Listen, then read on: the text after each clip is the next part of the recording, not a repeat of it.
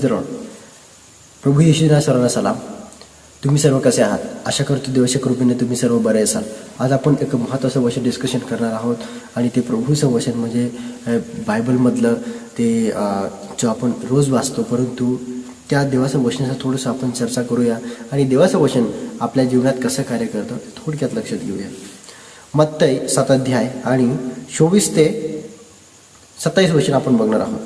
त्याच्यामध्ये 24 वचन म्हणत आहे, यास्तव जो प्रत्येक जण ही माझी वचने ऐकून त्याप्रमाणे वागतो तो कोणा एका सुज्ञ मनुष्यासारखा ठरेल. त्याने आपले घर खडकावर बांधले आहे. मग पाऊस पडला, पूर आला, वाराही सुटला. मग पाऊस पडला, पूर आला, वाराही सुटला व त्या घरास लागला, तरी ते पडले नाही, कारण त्याच्या पाय खडकावर होता. तसेच जो कोणी ही माझी वचने ऐकून त्याप्रमाणे वागत नाही तो कोणा एका मूर्ख मनुष्यासारखा ठरेल. त्याने आपले घर वाळूवर बांधले आहे. मग पाऊस पडला, पूर आला, वाराही सुटला व त्या घरास लागला, तेव्हा ते पडले, अगदी कोसळून पडले. Praise the Lord. इथे देवाचं वचन आपल्याला सांगत आहे की यास्तव जो देवाची वचने ऐकून चालणारा आहे आणि तो व्यक्ती लहान मोठे संकट आले तर तो घाबरणार नाही. पण जो व्यक्ती देवाच्या वचनाकडे दुर्लक्ष करतो तो मूर्ख मनुष्यासारखा आहे. वारा आला आणि ते घर लगेच पडले. एक उदाहरण घेतलं आहे परमेश्वराने आणि त्या उदाहरणाद्वारे हे वचन समजण्याचा प्रयत्न केलेला आहे. आणि देवाचं वचन हेच म्हणत आहे की जो कोणी देवाच्या वचनावरती ठाम असतो, देवाच्या वचनावरती चालतो, रोज प्रार्थना करतो आणि कोणालाही घाबरत नाही किंवा कोणत्याही शैतान कार्याला तो घाबरत नाही, संकटालाही तो घाबरत नाही, परंतु देवाच्या वचनावरती विश्वास ठेवून तो मजबूत राहतो, त्याच्या इथे उद्धार होईल आणि तो कोणतेही आलेले संकट किंवा शैतानी कितीही हल्ले झाले तरी तो पडणार नाही. हे देवाचं वचन म्हणत आहे. Praise the Lord. कारण देवाचं जे वचन आहे ते शक्तिवान आहे, सामर्थ्यवान आहे, आपल्याला आरोग्य आहे आणि आपल्याला प्रत्येक वेळेस संरक्षण असं आहे.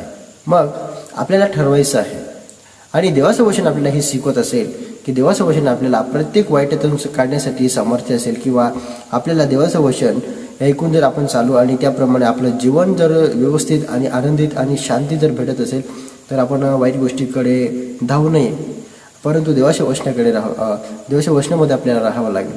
Praise the Lord.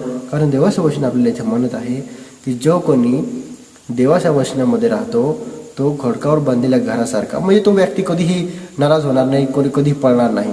देवाच्या वचनावरती त्याचा विश्वास असेल, देवाच्या वचनावरती तो भरोसा ठेवून तो राहणार आहे आणि लहान मोठे आलेल्या संकटाला तो कधीही घाबरणार नाही, असं देवाचं वचन मानत आहे. Praise the Lord.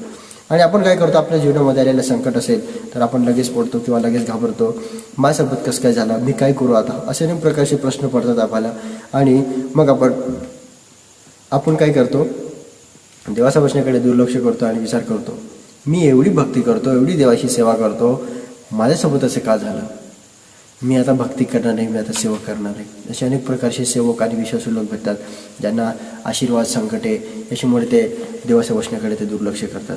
परंतु देवाचं वचन म्हणत आहे तुम्ही दुःखात आणि सुखात हे दोघं प्रकारच्या स्थितीमध्ये आपण देवाचं धन्यवाद केला पाहिजे. आणि अनेक प्रकारचे दास बायबलमधले आपल्याला शिकवून जात आहे की किती मोठे संकट आले तरी देवाला सोडायचे नाही आणि देवासोबत आपल्याला राहायचं आहे. Praise the Lord. आणि आपल्या जीवनामध्ये अनेक संकट येतील आणि काही संकट असे येतील आपल्या आजारात आपल्याला पिळून टाकतील आणि काही अशी अडचणी येतील की आपल्याला आपली सुख नसताना तिथे आपली सुख दाखवली जाईल आणि हे शैतानाचे कार्य आहे.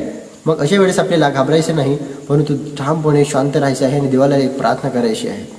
आणि असे संकट आपल्या जीवनामध्ये येतात, ते माझ्या जीवनात येईल आणि तुमच्या जीवनामध्ये ते येऊ शकतात, परंतु त्या संकटाला घाबरायचं नाही, देवाच्या वचनावरती विश्वास ठेवायचा आणि प्रार्थना करायची आहे. कारण शैतानाचे एकच काम आहे, मनुष्याला खाली पाडणे, त्याला गुंतागुंतीमध्ये टाकणे, त्याला गडबडीत टाकणे, त्याला नष्ट करून देणे, हे शैतानाचे कार्य आहे. Praise the Lord. कारण शैतान हा देवाच्या विरोधामध्ये काम करतो, पण परमेश्वर त्या मनुष्याला वाचवण्याचा प्रयत्न करतो.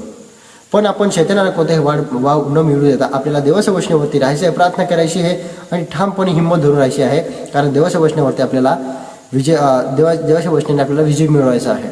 पण आपण जर देवाच्या वचनाकडे आपण दुर्लक्ष करू तर आपण खाली पडू आणि आलेले संकट आपण त्याच्यामध्ये आपल्याला विजय मिळवता येणार नाही, कारण देवाचे सामर्थ्य आपल्यामध्ये नसणार. पण आपण जर प्रार्थना करत असो, आपण जर देववचनाकडे चालत असो, आराधना करत असो, पण देवाचे सामर्थ्य आपल्यामध्ये राहतं आणि ते सामर्थ्य आपल्याला वाईट दिवसामध्ये कामात पडतं. आणि किती मोठं संकट आलं असेल त्या संकटात आपल्याला हिंमत धरायला शिकवतं. Praise the Lord. कारण ते फक्त वचन आणि बोलतं एवढंच नाही, तर देवाचे सामर्थ्य, देवाची ताकद आपल्यामध्ये येते आणि त्याप्रकारे आपलं जीवन सुरळीत आणि व्यवस्थित आनंद आणि शांतीमध्ये आपला परिवार राहतो. Praise the Lord. कारण हे देवाचं वचन म्हणत आहे की तुम्ही एखाद्या खडकावर बांधलेल्या पायासारखे तुमचं जीवन असू द्या आणि अशा प्रकारे तुम्ही वचन आहे ते आपल्या हृदयात ठेवा आणि मजबूत राहा देवामध्ये. लहान मोठे संकट आले असेल त्याला तुम्ही दूर करून टाका आणि जर संकट आलं असेल तरी त्या संकटामध्ये, कारण संकट हे देवापेक्षा मोठे नाही, ते लहान आहे. Praise the Lord. आणि देवाची ताकद पुढे, देवाची शक्ती पुढे संकट शून्य आहे. Praise the Lord. आणि अशा प्रकारे आपल्या मनात हिंमत ठेवायची आहे, देवाच्या वचनामध्ये राहायचे आहे आणि देवाच्या वचनाकडे फार लक्ष द्यायचे आहे. आणि तुम्हाला वाटत असेल की मी काय करू, माझे ध्येय काय आहे, मला काही समजत नाही, मी काय करू, तर हे तुमच्या समोर पडलेलं आहे बायबल. याला तुम्ही वाचन करा. तुम्ही मागच्या वेळेमध्ये किती वेळ वाया घालवला आणि तो विचार करा आज. आणि म्हणून 1 तास यासाठी वाया घालवा देवासाठी एका दिवसामध्ये फक्त 1 तास, 24 तासपैकी फक्त 1 तास जरी दिला तरी देव तुम्हाला आशीर्वाद करू शकतो. त्याच्याद्वारे तुम्हाला खूप मोठं मार्गदर्शन मिळू शकतं आणि तुम्ही संकटातून बाहेर निघू शकता. Praise the Lord. हे देवाचं वचन म्हणत आहे. तर आपल्याला किती संकट आले असेल किंवा किती मोठं वादळ आले, कितीही मोठी परिस्थिती आली तरी घाबरायची नाही, देवाची प्रार्थना करायची. कारण देवापेक्षा कोणीच मोठं नाही, आपण नाही, संकट नाही, शैतान नाही, कोणी देवापेक्षा मोठे नाही, हे लक्षात ठेवायचं आहे. आणि देवाच्या वचनाकडे आपल्याला लक्ष ठेवावं लागेल. मोठमोठे आजार बरे होतात देवाच्या कृपेने आणि मोठमोठे संकटे दूर होतात. मोठमोठे कर्जातून लोक निघतात आणि गाठ आजार, कुष्ठरोग आणि मोठमोठे असे पोटातले आजार, असे अनेक प्रकारचे आजार आहेत जे आपण पाहिले नाहीत, असे आजार निघून येतात. म्हणजे ते आजार प्रभू येशूच्या नावात बरे होताना आपण पाहिलेले आहे. आपण देवाची साक्षी आहोत प्रियांनो. आणि त्यामुळे आपण जर देवाची साक्षी आहोत तर आपल्याला देवाची साक्षी सांगायची आहे, देवासाठी काम करायचं आहे. Praise the Lord. आणि आपण नाही तर उद्या आठवून कोणीतरी देवासाठी आहेस. आणि आपण जर भक्ती नाही केली तरी देव संपणार नाही आहे, परंतु आपण उलट नष्ट होऊन जाऊ. त्यासाठी आपलं जीवन परमेश्वराजवळ जाऊ आणि पश्चाताप करून आपले जीवन सुद्धा स्वर्गात जाण्याची आपण तयारी करायची आहे. आणि आपलं जीवन व्यवस्थित, चांगलं आणि निर्दोष म्हणून परमेश्वर उभे राहण्यासाठी अशी ताकद आपल्याला मिळाली पाहिजे. असं जीवन आपल्याला जगायचं आहे.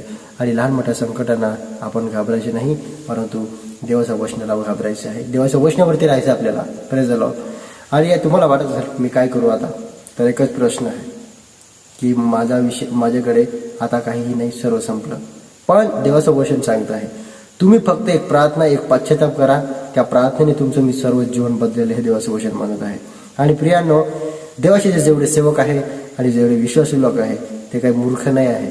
त्यांनी मोठा अनुभव घेतलेला आहे आणि देवाला खूप फारकले आहे, म्हणून ते देवाची सेवा करत आहे. देवाचे खरे कार्य त्यांनी पाहिले आहे, देवाचे खरे कृत्य पाहिले आहे, चमत्कार पाहिले आहे.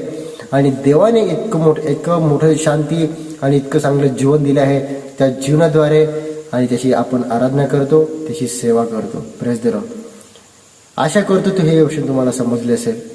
आणि अजूनपर्यंत तुम्ही देवाचा अनुभव घेतला नसेल तर देवाला आजच स्वीकार करा, देवाचा अनुभव घ्या. देव कसा आहे याचा अनुभव घ्या आणि त्याचे चमत्कार आपल्या जीवनामध्ये कसे होतात याचा अनुभव घेऊन पहा. या वचनाद्वारे देव तुम्हाला आशीर्वादित करो. आमेन.